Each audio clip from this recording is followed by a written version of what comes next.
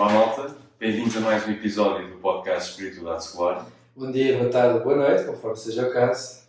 E hoje vamos abordar e dar continuação ao último podcast, onde falámos sobre o processo democrático.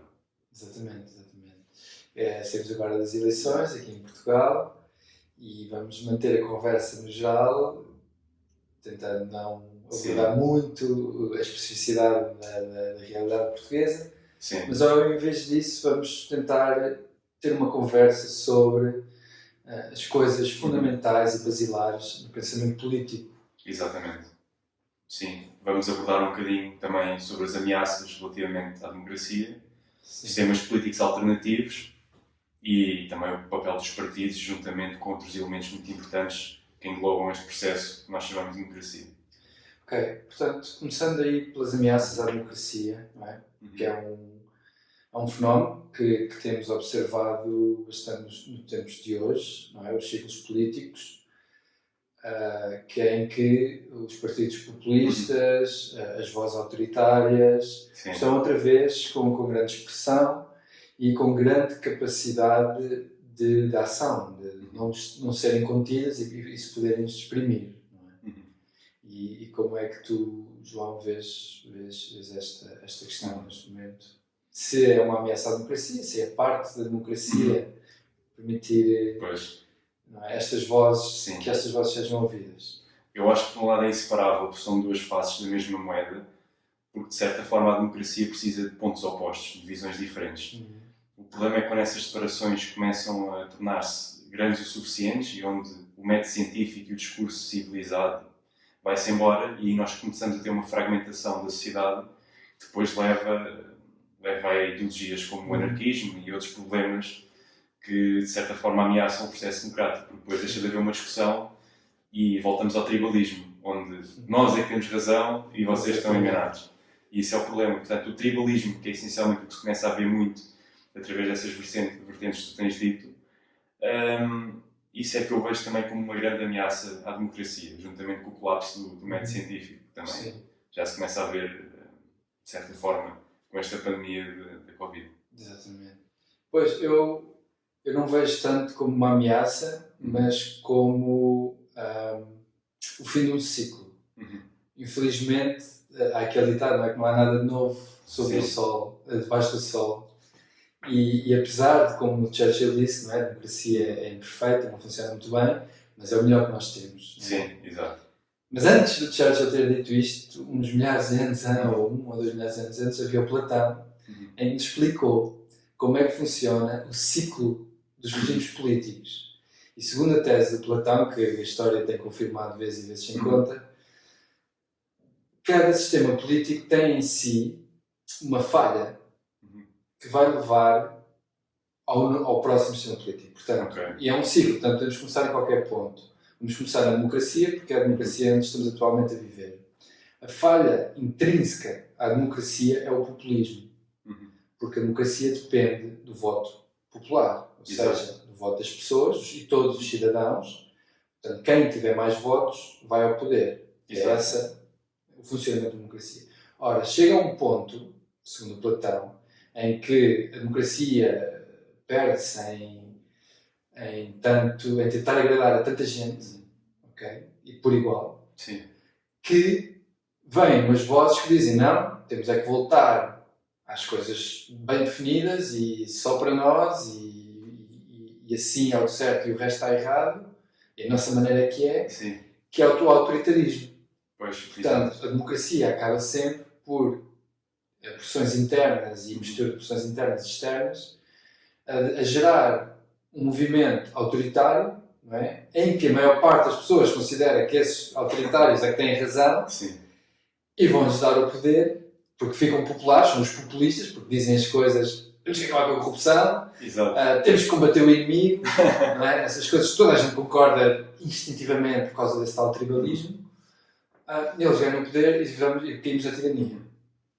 Depois a tirania, não é? Dura o tempo que conseguir, porque também tem a sua falha intrínseca, que é a tirania necessita sempre de um inimigo. E portanto, nós, por exemplo, temos no palco mundial alguns tiranos que se tentam agarrar a manter o poder, temos o exemplo da Rússia, o Putin, não é? Tem que arranjar sempre uma guerra, tem que arranjar sempre um inimigo para a tirania conseguir continuar a fazer sentido. As pessoas não olharem para elas próprias e sim estarem focadas no outro. Okay? E, portanto, quando a tirania começa a falhar, depois o ciclo, as pessoas começam a contestar o tirano, a tirania parte e aqui pode acontecer o ciclo cair numa oligarquia. Okay? Em que os poderes económicos e financeiros e materiais, digamos assim, começam a mandar mais, porque as pessoas querem condições de vida, okay? Estão fartas do tirano, estão fartas da guerra, querem a prosperidade e a economia forte, ok? E então vão para uma oligarquia, onde há os sistemas económicos a mandar. E então, pois, o Platão diria que haveria, se fosse possível, uma república melhor, que esse sistema degeneraria pela falta de valores, por ser só o dinheiro a mandar, isso seria a sua falha intrínseca, que as pessoas diriam, não, mas isso não nos chega para as nossas vidas, nós precisamos de valores mais altos, precisamos de pessoas que queiram mesmo o bem, não é? Que é um valor supremo na filosofia do Platão, não é? O bom, o belo e a verdade, não é? Portanto, que esses valores gerariam pessoas que combateriam esse sistema oligárquico, que seriam os aristocratas, ou seja, no sentido não da aristocracia que nós utilizamos todos os dias, mas no sentido de eles serem os melhores entre nós. Okay? As pessoas que individualmente, não por nascimento, mas por capacidades, uma verdadeira meritocracia poderia surgir.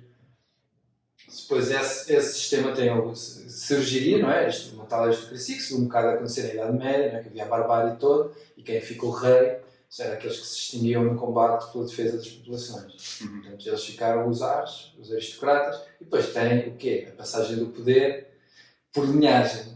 E essa é a falha intrínseca da aristocracia, porque não, claro, pelo pai ser um grande homem, não quer dizer que o filho vai ser um grande homem necessariamente. Exatamente. Portanto, essa é a falha intrínseca. Eventualmente as pessoas fartam-se dessas linhagens, porque falha. Sim.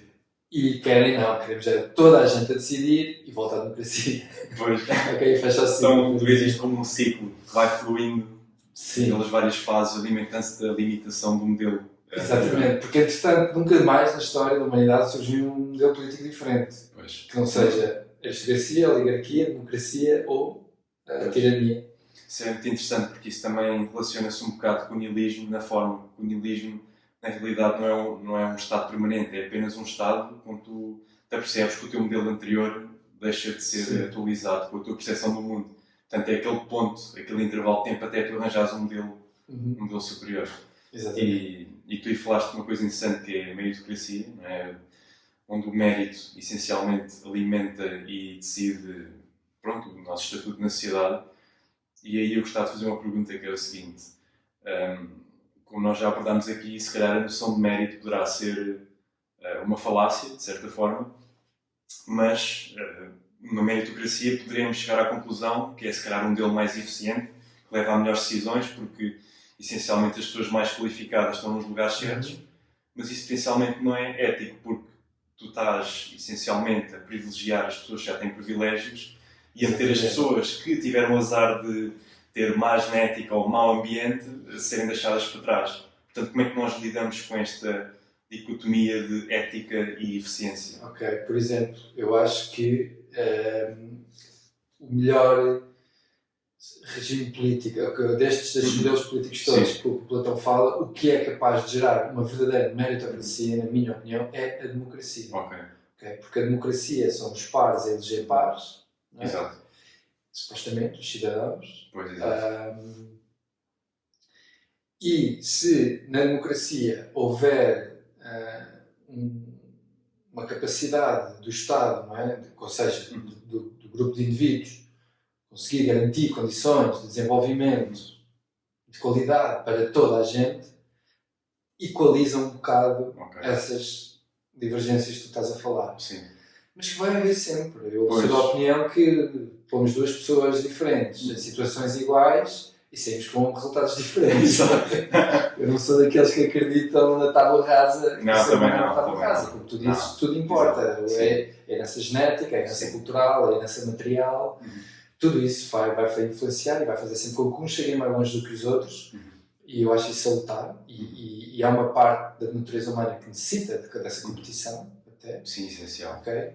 Portanto, eu acho que a verdadeira meritocracia é um objetivo válido, que devemos trabalhar para isso, mas que vão haver sempre condicionantes que não podemos controlar, eu acho. Isso vai ser difícil, e a maneira de mitigar isso que tu estás a sugerir, que é o que acontece realmente, não é? São as pessoas que já nascem com vantagem, que acabam por ir para o poder. Sim, exatamente. A democracia consegue um bocado combater isso, e há alguns pequenos exemplos que vão existindo de pessoas de meios com menos recursos que já conseguem atingir o poder. Temos aquele caso famoso na América da Ocasio-Cortez, não é? Ocasio-Cortez, exatamente. Vem do meio, não é? Humilde e já consegue estar nos corredores do poder. Até Michelle Obama também, se não me engano, também veio assim de famílias bastante humildes. E de certeza existem também exemplos na política portuguesa. Sim, sem dúvida. Mas pronto. Sim, às vezes eu acho que a forma de conseguir mitigar estes riscos é construir uma plataforma que permita também a ascensão de pessoas que, em teoria, não têm as mesmas condições que outras. Exatamente, é providenciar essas condições por outros meios que não a família. Sim, exatamente. De educação, de cultura, de desenvolvimento físico e mental. E pronto, e em relação a isso também que tinhas dito, agora lembrando de uma potencial ameaça em relação à democracia, que é potencialmente a falta de educação. Exatamente. Que eu acho que claramente vê-se em vários parâmetros que a educação é algo que mitiga vários fatores de risco em diversas áreas, não é? E eu acho que aqui no processo democrático, se a educação sofre, também o processo vai sofrer. Porque não podes ter um debate de ideias sem teres sem teres compreender as ideias exatamente. Minimamente. Sim, exatamente. Concordo. E o populismo aproveita-se muito disso, não é? Deixa de apelar às ideias e apela às emoções. Exato. E as emoções ganham sempre. Sim. Nós, não sei se já referimos aqui várias vezes, mas nós somos animais emocionais. Sim. Depois usam o racional para justificar as emoções, não é? Não racionalizam e depois sentem. Não, sentem e depois racionalizam. Exato. Exatamente. Nós, não é? Todos. E portanto, quando o debate apela às emoções, consegue convencer mais e mais rapidamente. Exato. E tu achas que atualmente os partidos políticos alimentam-se maioritariamente desses apelos emocionais ou achas que está a haver uma melhoria no debate de ideias? O que é que achaste em relação a estas últimas eleições? Nestas últimas eleições achei muito mais ricas. Okay. Para já porque pela primeira vez temos uma diversidade real de partidos políticos. É verdade. Não é com nuances, tanto à esquerda como à direita, uma riqueza que não tivemos. Ou seja, a nossa democracia agora, com 40 e tal anos, é que está a atingir a maturidade. Exato. Tivemos o primeiro governo minoritário através de pactos parlamentares na legislatura anterior, que foi uma novidade, não é, no nosso país, mas que, se virmos, ainda nem sequer é o verdadeiro nível da democracia. Por exemplo, em países como a Holanda, os partidos, o governo é sempre formado por mais do que um partido. Pois. Há elementos mais do que um partido, porque eles têm que se coligar para conseguir. E nós aqui, em Portugal, já tivemos isso, mas era sempre a mesma forma, que era o PSD e o CDS. Sim, nunca houve outra fórmula, ok? Portanto, não é uma verdadeira democracia plural e que obrigue a esta participação de forças diferentes, que é o que eu acho que é, se o populismo é a falha da democracia, a habilidade de atingir consensos de opiniões que partem de sítios diferentes é a força da democracia, porque atinge sempre na minha opinião, atinge sempre uma forma de ação mais sábia e equilibrada quando se tenta atingir um consenso entre visões diferentes. Sim, eu acho que sim, e a partir daí fala-se muito, especialmente nos Estados Unidos. Eu acho que em Portugal não há tanto esse problema, mas nos Estados Unidos parece que qualquer debate, seja científico, seja o que é que for, existe sempre a dicotomia esquerda-direita e isso pinta tudo. A partir daí pinta totalmente qualquer discussão que a pessoa queira ter. Já não se está a debater a situação em si, está-se a debater a perspectiva política que está por trás dessa lente. E com isso eu gostaria de perguntar se é necessário haver estes opostos, esquerda-direita, esta dicotomia. Qual é que é a tua opinião sobre isso? Eu penso que sim, exatamente. É o que eu estava um bocado a falar. A força da democracia é essa, é haver visões diferentes. E, historicamente, o que é que era a esquerda e a direita? Eram os progressistas e os conservadores, aqueles que queriam um sistema novo e aqueles que querem defender o sistema antigo. E eu acho que isso é fundamental, existirem essas duas forças, ok? Porque equilibram-se. Eu gosto de usar um bocado o exemplo da biologia, não é? Em que a vida, não é? Enquanto sistema, é um sistema que ao mesmo tempo é altamente resistente à mudança, não é? Portanto, o nosso ADN é muito resistente e não muda muito. No entanto, é capaz de mudar e às vezes as mudanças são tão profundas que dá origem à vastidão de diversidade que é a vida. Exatamente. Okay? E isto é sempre montado, esta toda a diversidade. Porquê que a diversidade é importante? Porque se A não funciona, temos B, C, D, E, para poder funcionar. Okay? E por isso é que a diversidade é importante. E a biodiversidade é isso. A importância de manter a diversidade é porque, não sabendo o que vem para a frente, temos que ter vários caminhos. Nunca sabes o que vais precisar. Nunca sabemos o que vais precisar. Portanto, não tem muitas opções. Okay? Exato. E essas opções são construídas sempre nesta dinâmica de preservar bastante e inovar também bastante. Ou seja, este equilíbrio entre a inovação e a preservação do que já sabemos que funciona. E para mim, a esquerda e a direita é uma representação, não é? Meta-política desse princípio da natureza que é necessário, a meu ver, para evoluir. E mais, no ser humano é necessário para progredir, porque evolução e progresso não são sinónimos, ok? Portanto, progredir, nós queremos que as pessoas vivam cada vez melhor. Exatamente. Tanto a direita como a esquerda concordam. Têm que concordar com isso para serem democráticos. O objetivo, para todos, é que toda a gente viva cada vez melhor. Exato. Uns acham que é de uma maneira que se atinge, os outros acham que é de outra maneira que se atinge. E agora vamos ao combate político. E isso, para mim, é a democracia. Okay? Sim. A partir do momento em que se entra em fanatismos e não, porque és de direita, não vou ouvir as tuas ideias, ou és de esquerda, não sabes nada disto. Exato. Não é? E é que é o problema. E pronto, e acaba o debate, acaba a política, acaba a discussão política e pronto, e morre a democracia. Até podemos argumentar, dependendo dos tempos, há alturas onde a direita oferece ideias ou soluções que são melhores que a esquerda, ou há alturas que a esquerda oferece soluções e ideias que são melhores que as da direita. Portanto, às vezes também é esta questão temporal, como se também vê muito na economia. Tens o Milton Friedman, que tinha uma ideologia que se aplicava a certos períodos de crise financeira, e depois tinhas a ideologia do Hayek, que também se aplicava também a outros períodos. Portanto, às vezes explica um bocadinho como é que resumidamente, a teoria de um e do outro. Portanto, a grande diferença entre o Friedman e o Hayek tem a ver com a intervenção do governo a nível da política económica no país. Okay. E a partir daí, por exemplo, o Friedman argumentava que em alturas de crise era necessário um bocadinho mais de intervenção do governo para ajustar a regularizar um bocado a situação económica. E depois a ideologia do Hayek era maioritariamente que o mercado devia manter-se livre e que vai haver sempre um ajuste natural do mercado, porque as forças vão se equilibrar, não precisas de intervir. Okay. Podes deixar para os agentes de mercado que eventualmente a situação vai chegar a um ponto de equilíbrio. Okay.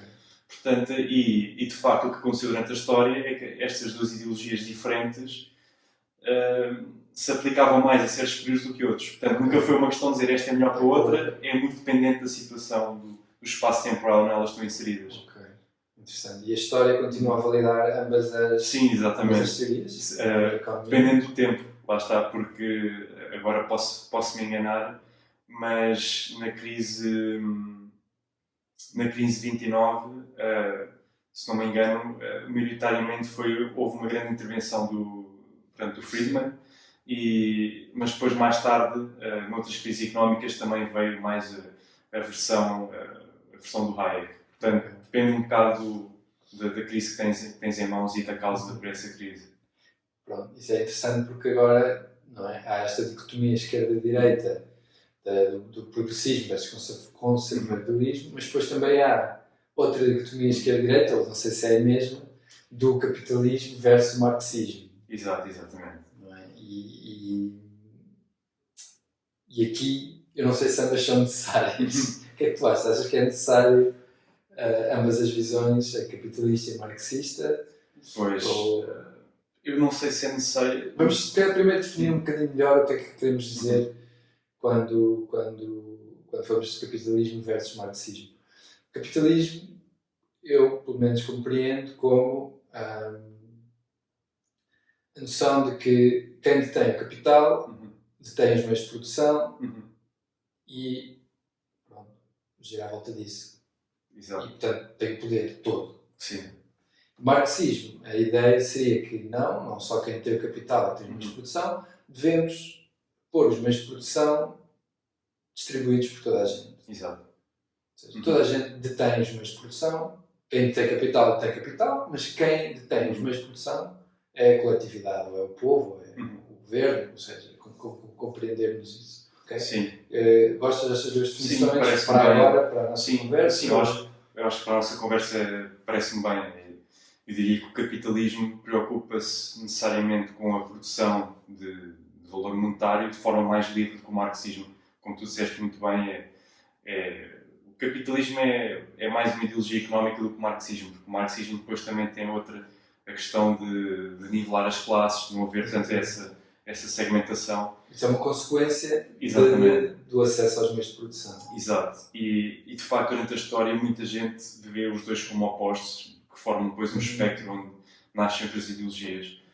Mas eu acho que para mim é um bocado difícil, porque ao contrário de outras discussões sobre ideologia, o marxismo na realidade nunca passou necessariamente de uma teoria, porque que eu saiba não houve uma sociedade que tenha mesmo aplicado os princípios que estão lá, enquanto o capitalismo existe na sociedade. Portanto é um bocado difícil comparares algo que já existe com algo que nunca passou necessariamente da teoria. O ataque mais comum ao marxismo é que é utópico. Sim, exato. E eu acho que o Marx fez um erro, se calhar, de 200 ou 300 anos.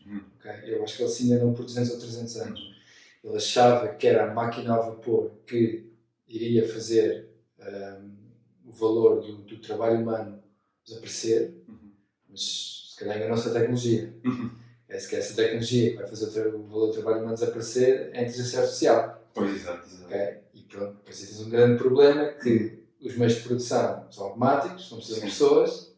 Se só quem tem capital é que tem meios de produção, os outros definem e morrem. Não há outra hipótese. Portanto, toda a gente terá que ter acesso aos meios de produção. Okay? Se queremos manter a tal diversidade. Eu acho que, exato, como tu disseste muito bem, nunca foi implementado, nem sabemos como bem isso funcionaria, porque essa realidade ainda não existe, em que o trabalho não vale mesmo nada. O trabalho ainda vale muito. Ainda vale, sim, exatamente. Não é? Portanto, que é muito taxado. Sim, exato. Exatamente. E o capital vale sempre como valeu, e se calhar a idade do capitalismo, como diz o Nohari, né? E o Val, já começou há uns séculos valentes, não é? Com a Idade Moderna, ou se calhar antes até, com os descobrimentos. Ela até acho que argumenta que o verdadeiro capitalismo começa no Iluminismo, não é? Que é sempre a possibilidade de haver mais, de crescer mais. O crescimento mais é o nosso artigo de fé. Crescer mais, conhecer mais, saber mais, ter mais. É o nosso artigo de fé. E o artigo de fé do marxismo nunca foi posto em prática, não é? Sim, Porque todos temos acesso aos meios de produção, todos podemos decidir quando é que se produz e o que é que se produz, e até agora isso nunca foi possível. Sempre que se tentou algo desse género, degenerou em coisas completamente opostas, centralizadas e totalitárias. Sim, exato. Deixou logo de ser aquilo que supostamente era para ser. Exato, muito rapidamente. Exato. Ou se tornou em fascismo, ou tornou-se, lá está, em governos autoritários que não são as premissas marxistas. E às vezes isso é um erro que muita gente faz, que é equiparar o marxismo ao fascismo ou ao comunismo. Existem nuances, existem coisas até bastante diferentes entre os dois. E depois, de facto, lá está, como tu dizes, o marxismo poderá ser um tópico, se calhar uma ideia que agora não forma bem um oposto com o capitalismo, mas que no futuro poderá ser muito útil, porque lá está, acho que é no 21 lições para o século XXI do Yuval, onde ele argumenta e fala muito bem sobre a questão de, no futuro, se tudo for automatizado, então o que é que nós devemos fazer? E ele falou de um exemplo dos judeus ortodoxos que moram em Jerusalém, e Israel. Também Jerusalém. Jerusalém, mas agora estava a especificar, não sei porquê.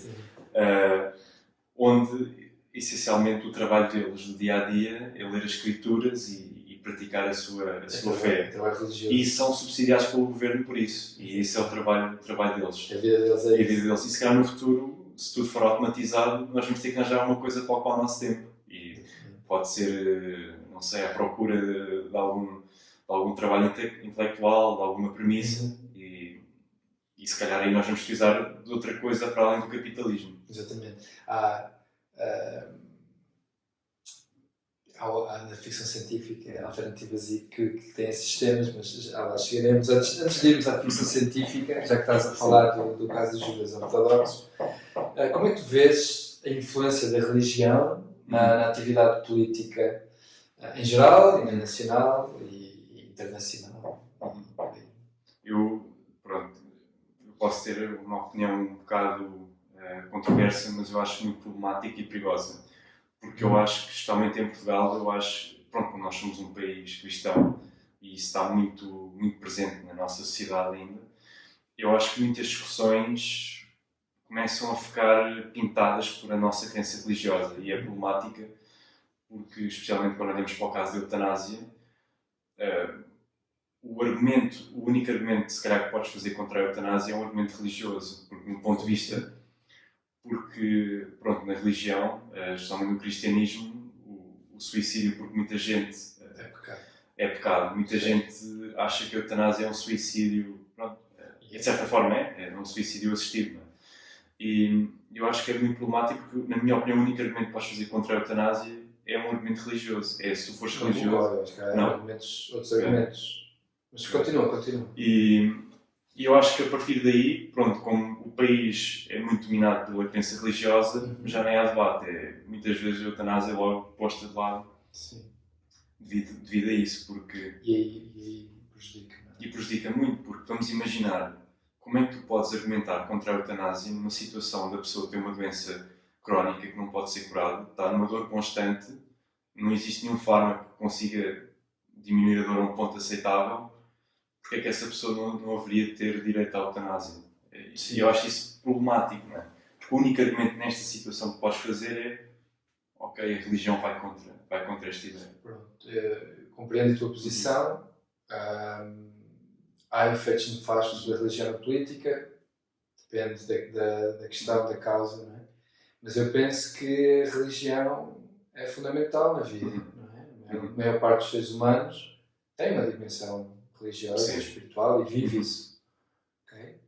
E enquanto força organizadora da sociedade, a religião é incontornável. Okay? E penso que, como tal, tem um dever político e tem o dever de estabelecer a sua posição política e tentar influenciar a comunidade no sentido que acha bem ou mal. Apesar de eu, da maior parte das vezes, poder discordar. Sim. Porque, como tu exemplificaste muito bem, há tópicos, não é, que para mim o pensamento religioso ainda não se adaptou, mas eu continuo a achar que, assim como os partidos não é, são uma forma de organização social que tem um papel a desempenhar na democracia, as religiões são outra forma de organização social. Não é? No caso do nosso país, que até agora foi muito homogéneo religiosamente, essa força fica desmedida. Não é?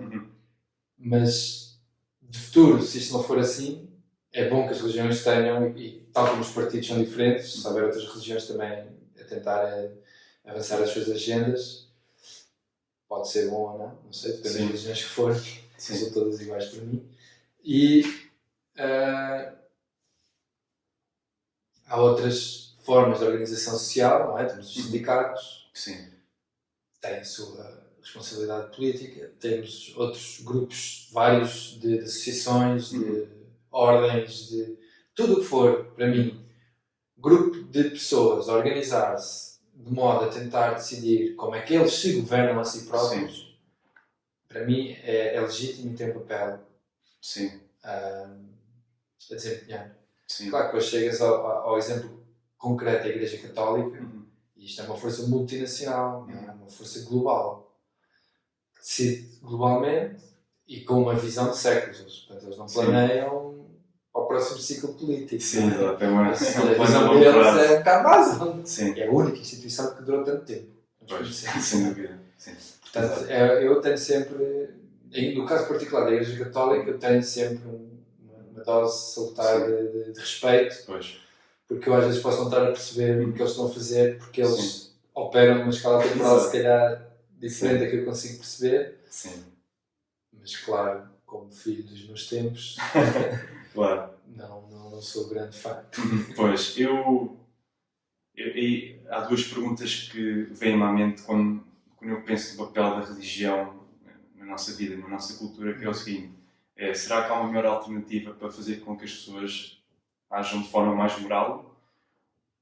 Ou será que também que a religião produz mais felicidade do que separação ou tristeza? Esta segunda pergunta é muito difícil de responder. Primeiro acho que é um bocadinho mais fácil.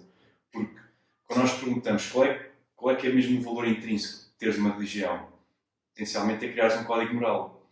E aqui eu sigo uma visão um bocado secular, no sentido de que eu acho que a religião foi muito importante no início da civilização, como um elemento de bootstrapping para conseguir ligar pessoas, criar um certo código ético, moral, seja o que for. Mas a partir de um certo ponto, eu acho que a religião já não é necessária.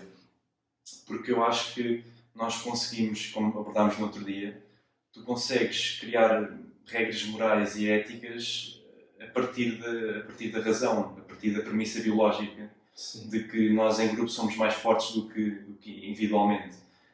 E por isso, a partir daí, eu não sei muito bem como é que a religião se insere na nossa sociedade. E tenho as minhas dúvidas também perante a sua função.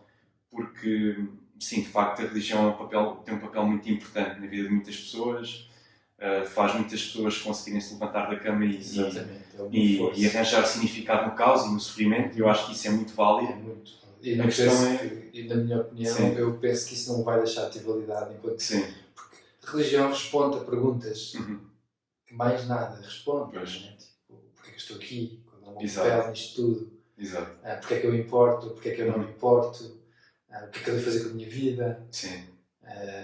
Não é? E eu acho que quando a sobrevivência é cada vez menos uma questão, não é? Porque se for uma questão de sobrevivência, não precisamos.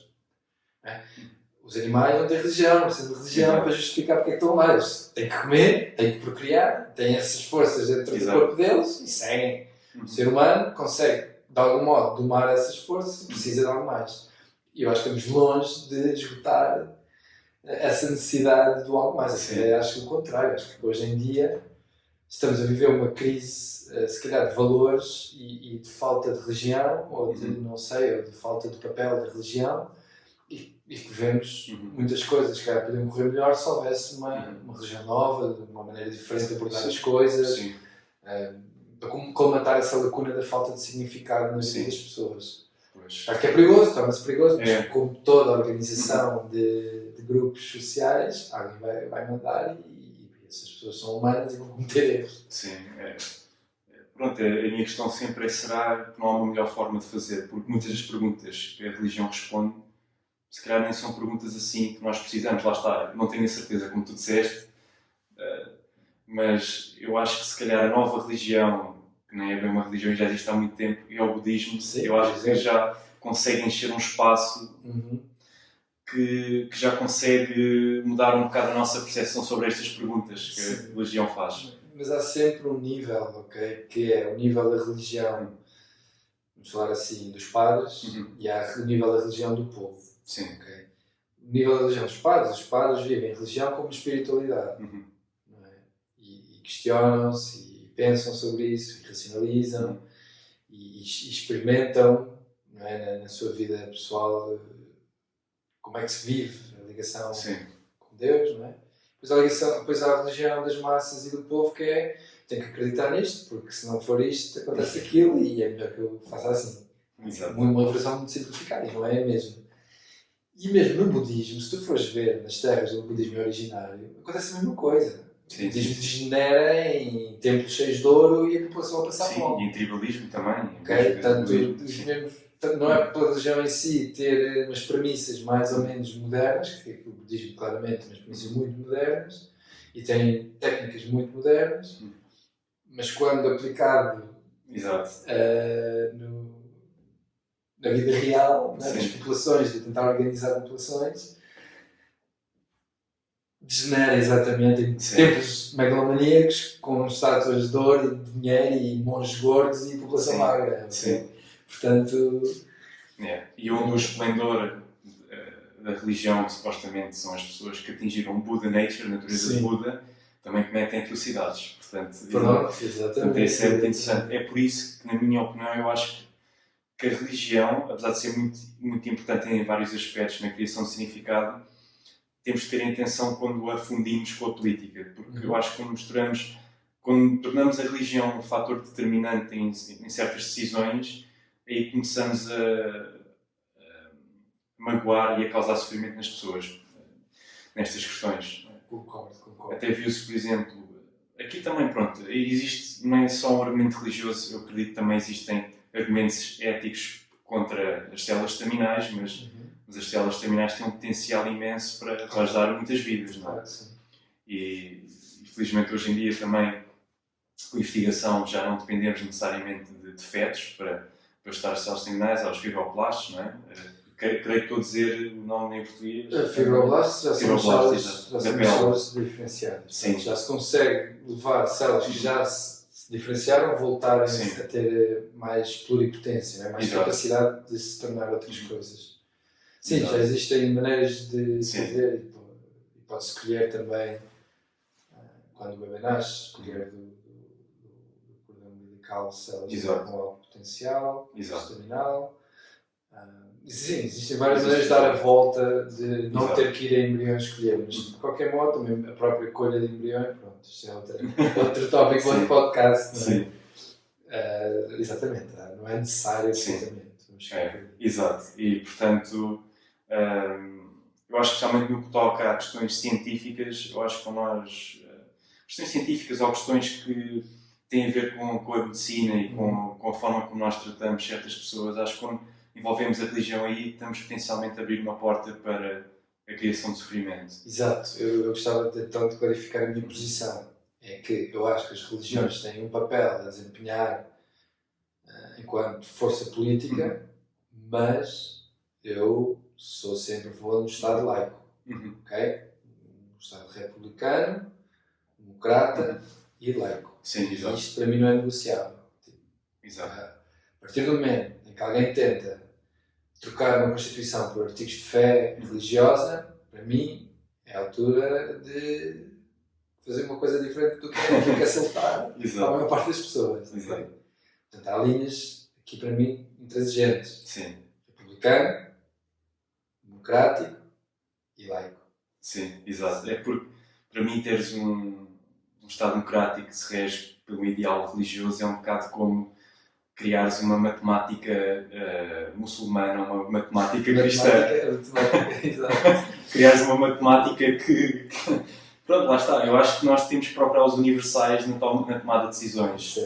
E pronto, lá está. Eu posso perder a aposta de Pascal e, de facto, uma dessas religiões estar certa e existir um Deus. E é por isso que para lá dos benefícios que nós já falámos sobre a religião, obviamente que há sempre uma incerteza em relação ao seja o que for, não é? Portanto, eu não vou meter aqui na mesa as cartas e dizer não, isto é assim, é como é. Mas eu acho que especificamente na toma de decisões eu gosto, como tu disseste, de um Estado que veja as coisas de uma forma mais científica e neutra no que toca a esse tipo de ideologia e religião. Ok. E então, isto é o que temos, não é? Temos estado a discutir todos os sistemas assim, muito por alto, não é? Tudo o que vemos e o que já se passou. Mas se tu pudesses inventar assim um sistema político diferente que fosse melhor que isto tudo que nós já experimentámos aqui enquanto humanidade, achas que tens visto alguma ideia, seja na literatura, na ficção científica, na tua própria imaginação, de alguns exemplos interessantes?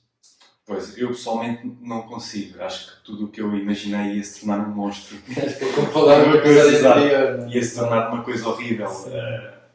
Lá está, existem coisas que são altamente problemáticas e eticamente totalmente repreensíveis, mas sei lá, a nível de eficiência, podemos ver um mundo onde o movimento eugénico ganha força e nós quase criamos híbridos humanos e escolhemos as pessoas como colheitas de legumes. Sim, mais saborosas. Exato, mais saborosas, e escolhemos assim uma coisa desse género.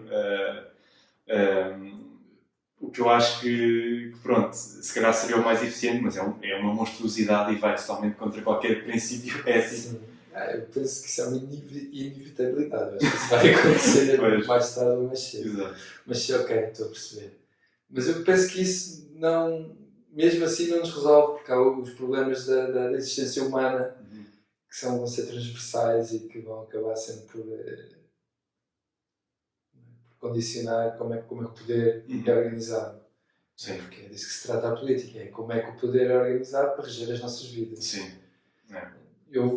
Assim, na ficção científica, assim, voltando aqui um bocado atrás à questão do marxismo, ou seja, nunca foi implementado na vida real, não é? Na nossa história da humanidade até agora, mas há uma ficção científica em que usa basicamente uma sociedade, que é no Star Trek.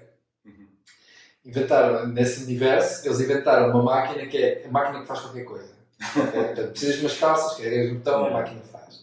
Precisas de um chá quente, carregas no botão, a máquina faz. Precisas de uma pistola, carregas no botão, a máquina faz. Precisas de um barco, carregas no botão, a máquina faz. Okay? Assim, coisas, tudo a máquina faz. A partir do momento em que essa máquina existe, não é preciso de muita coisa, não é? Nomeadamente dinheiro. Pois, exato. Desaparece a necessidade de... Porque não precisas de comprar nada, basta carregar no botão que a máquina faz. Exato. Tens é que ter acesso à máquina. Pois. Aqueles, se quiseres manter o capitalismo, guardas o acesso à máquina, cobras dinheiro com o acesso à máquina e começas a enriquecer inimaginavelmente, não é? Sim. Que tu nunca mais acaba, porque só tu é que tens a máquina e os outros todos têm que pagar para usar. Não é hipótese. Ou não, ou toda a gente tem uma delas em casa e então já ninguém consegue vender nada a ninguém. Eu também tenho a minha em casa, também faço. Não é?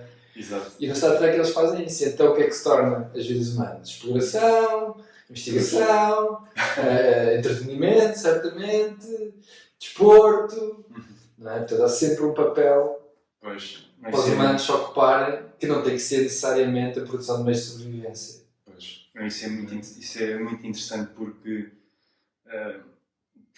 apesar da democracia ser um debate aberto, em teoria, eu acho que ela precisa também de disparidades de poder, precisa de uma hierarquia. E quando tu crias uma sociedade onde toda a gente tem acesso a tudo, eu não sei muito bem como é que depois há o cheque de como é que existe ordem nessa sociedade. É interessante. Sim. Isso é muito interessante. Está, torna-se a tal meritocracia que nós estávamos a falar, não é? Que eles conseguem mais, mandam nos outros que não conseguem tanto. Pois. Mas não em termos de dinheiro.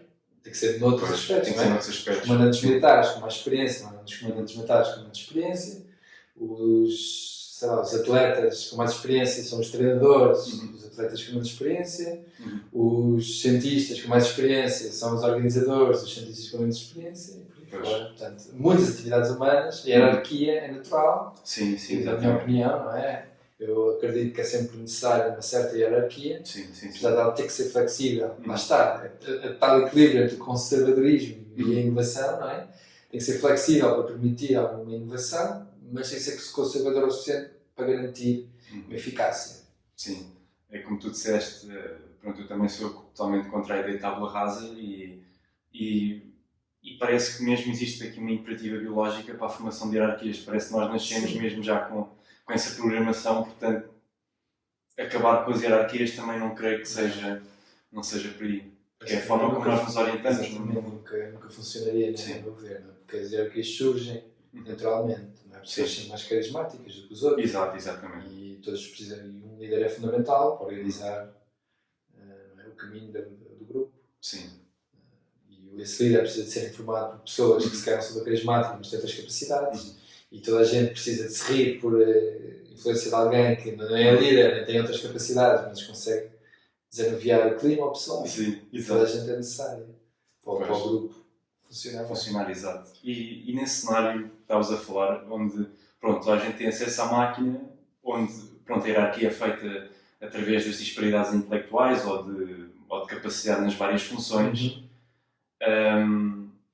O que eu te queria perguntar era depois como é que... Agora deu uma branca. Agora deu uma branca. Ia perguntar se existe um poder central que depois governa essas várias áreas da vida, ou se existem, por exemplo, uma ordem dos cientistas, onde tens um líder, ou a ordem do... Como é que se elege um líder numa sociedade? Porque liderar, depois como é que tu... Eles é conselhos. Conselhos, ok. É conselhos depois de velhos, vários... pessoas com mais experiência. Ok. Não é? Porque eles vivem todos muito salutarmente, não degeneram mentalmente com a idade, portanto acumulam muita experiência. E são esses que governam. E penso que não é por eleição, é por... Chegas lá ao topo da cadeia dos cientistas, vais para o Conselho Geral. Chegas à cadeia do topo dos militares, vais para o Conselho Geral. Chegas ao topo da cadeia dos... Portanto, não é uma coisa democrática. Não então é uma questão mais de experiência, de mérito. Pois. É que aí também, exato, não faz sentido teres um poder central e um presidente. Não, porque pode haver um porta-voz, um representante, qualquer coisa. Por acaso não tenho presente como é que eles fazem isso. Depois a unificação dessa coisa toda, não é? Sim, mas é que normalmente é conselhos. Os conselhos são sempre os velhos. Os que têm mais experiência, exato. Naturalmente, a guiar os outros. Pois. Com aquela flexibilidade dos mais novos poderem influenciar o suficiente para haver inovação. Pois, exato. Pois isso é interessante. No futuro, eu creio que isto são perguntas muito importantes. Não sei, são perguntas que é importante já começar a pensar, não é? Apesar de ser um futuro ainda, em princípio, algo longínquo, mas gostava de saber também como é que poderá ser a nossa preparação para essa eventualidade. Porque acho que se calhar existe o potencial de nós chegarmos, existe uma inovação qualquer, porque nós às vezes sabemos que as inovações são rápidas. Chegamos a um ponto onde deparamos, olha, afinal já não preciso ir trabalhar. Exatamente. E agora o que é que faço com a minha vida? Exato. Pode. Era bom, na minha opinião. Penso que isso é um novo patamar civilizacional, porque tínhamos a escravidão, construímos as pirâmides e etc. com escravos. Sim. Agora já se paga um bocadinho às pessoas e já tem algum tempo livre, não tem que... Não é? Mas ainda há muita gente que tem que trabalhar para sobreviver. É obrigado a fazer qualquer coisa que pode não necessariamente dar-lhe prazer, e se calhar não está na sua natureza fazer aquilo, mas tem que fazer aquilo para sobreviver. Não é escravidão, já não chamamos de escravidão, mas ainda há o trabalho. E é a maior parte das vidas das pessoas neste mundo ainda é condicionada assim. Portanto, é outro nível civilizacional quando chegamos a dizer não, ninguém precisa de fazer para sobreviver. Comida, casa e roupa, tudo está garantido. Podes ficar em casa o dia todo ligado à máquina a ver televisão se quiseres, toda a gente deixa. Ninguém se vai chatear contigo por causa disso. E tu não vais morrer. Vais viver aí, vais engordar, vais ficar deprimido, ou não, depende de quão boa é a nossa tecnologia de realidade virtual.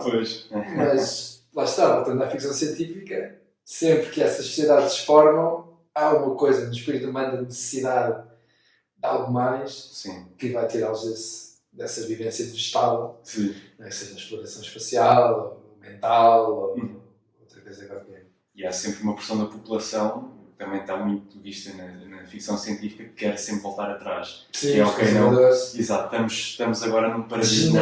Degenerámos, não temos que voltar atrás. Por exemplo, na série Carbono Alterado, onde tu essencialmente podes transferir a tua consciência, o teu ser para um dispositivo e essencialmente tens vida eterna, mas depois há pessoas que chegam, não, isto é uma barbaridade, é uma arquitetura. Não faz sentido nenhum, isto é obsceno até, portanto temos que voltar atrás. Destruir essa tecnologia. Portanto é isso, às vezes nós temos que ver que o progresso poderá causar mais sofrimento do que felicidade. E isso é uma pergunta muito difícil de fazer, que é quando é que nós devemos destruir a casa de cartas que estamos a construir? Sim. Pois, porque nós como seres humanos temos também uma visão linear do tempo, sempre a avançar para a frente. Mas às vezes esse avanço vai levar a maiores problemas e politicamente há perguntas muito complicadas aqui. Nós sabemos que existem várias questões onde nós potencialmente já temos a tecnologia, por exemplo, modificação genética, a tecnologia CRISPR, onde vários governos tentam pôr um tampão ou limitar um bocado essa inovação porque nós não temos ainda as respostas. Não sabemos as consequências e não temos ainda as respostas políticas ou éticas para... Nem pensar nisso.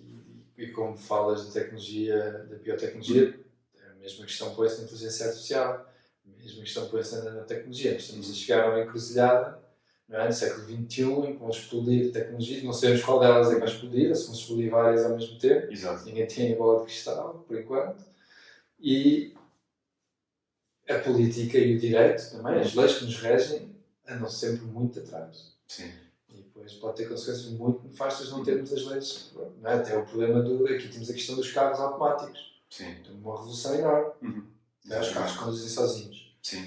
Isso é um dos maiores soluções para a poluição, porque não precisamos de tantos carros. Se os carros conduzirem sozinhos, podemos ter carros partilhados. Sim, exatamente. 3 agregados familiares partilham um carro, que têm horários diferentes, partilham o mesmo carro. Nem precisam de se conhecer. O carro deixa um, vai buscar o outro, depois deixa o outro. E o carro está sempre a andar o dia inteiro. Sim. E as pessoas são 3 agregados familiares só com um carro. Exato. Porque pode ser organizado por redes inteligentes, a gente percebe os horários, a gente põe o horário na app e aparece o carro na hora que a pessoa precisa, sem se atrasar e deixar o E não, e precisamos de um parque automóvel muito menor. Seja lítio ou seja carbono, não interessa. O que precisamos é de menos carros. Exatamente. Portanto, isso é uma solução. Mas agora, e quando o carro tem um acidente, atropela o gajo que vai no passeio ou o gajo que vai na bicicleta? Pois, isso aí vais ter que empregar muitos filósofos, porque tens que resolver o problema, o trolley problem. Exatamente. Que é, o que é que vais fazer? Vais atropelar aquele? Vais matar o condutor? Exatamente. Isto são perguntas muito complicadas e isto é apenas o começo das dificuldades que nós vamos ter com a automatização e esse é um exemplo de uma tecnologia. Exato, exatamente. Depois há todas as problemáticas da biotecnologia. Sim. Exato. Bem, por hoje, acho que já abordámos aqui os nossos tópicos principais. Sim. Espero que tenham gostado. Exatamente. Alguns comentários finais. Sim. Pronto, nós abordámos aqui várias questões. Lá está, isto é um tópico muito vasto. E se vocês acham que faltou-nos aqui alguma coisa ou querem uma explicação melhor de alguns termos, digam nos comentários. Nós às vezes também, como estamos a ter aqui uma conversa que é basicamente informal, esquecemos que estamos a falar para uma audiência, portanto fiquem à vontade para comentar e darem-nos sugestões. Ou mesmo nos corrigirem, caso nos discordarem do que nós dissemos. Exatamente. Todos os comentários são bem-vindos. Exatamente. Espero que gostem, ponham like, Exato. Subscrevam, contem aos vossos amigos, se encontrarem algum valor nestas conversas. Exato. E viva a democracia. E viva a democracia. Exatamente. Então vá, malta. Um abraço. Tchau.